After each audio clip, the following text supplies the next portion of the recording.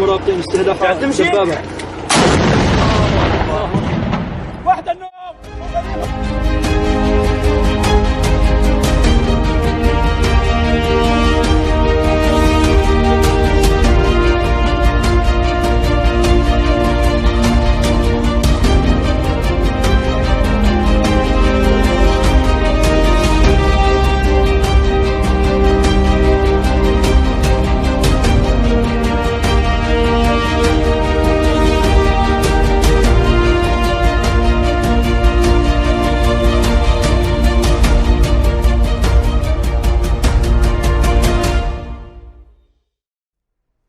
Because of the pandemic, HR specialists have faced the unique challenge of how to train new employees and staff during this time of remote work. Some companies are turning to virtual reality simulators like Immersion. Immersion is a virtual reality simulator that allows people to practice and perfect the really challenging conversations that they have at work. The conversations that go on between a doctor and a patient, or a doctor and the family of a patient, for example. Virtual reality can put a person in unorthodox situations that are hard to recreate in real life, and then lets them learn from their own behavior.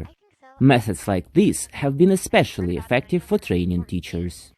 To master those techniques on, if you will, digital avatars, fake kids, if you think of it that way, kids who behave like the real kids in the real world, but allow them to make mistakes and do no harm, right? If they make a terrible mistake in a practice lesson immersion, nothing happens.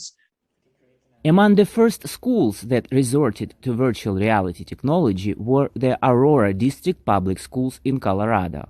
The district's chief academic officer, Andrew Wright, says the schools employ a unique approach in teacher training. We need practice for threat assessments and having difficult situations with parents and having to share news from our threat assessment team as well as our counselors and social workers. Let's embed that into their practice and see how well it helps prepare them for some of those. Live in Their World is a New York company that offers ethical norms and training sessions for various companies' employees with the help of virtual reality. Live in Their World founder Robin Rosenberg says virtual reality can unite people, which is especially important during a pandemic. There are VR companies out there that can bring people together so everyone feels like they're in the same conference room, so that they're in a room looking at objects together, manipulating objects for collaboration, for whiteboard, for a theater, all kinds of applications.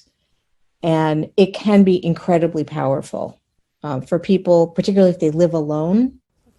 One big downside to the technology is that VR headsets and other technology aren't as common as home computers, and tech support can be much more challenging.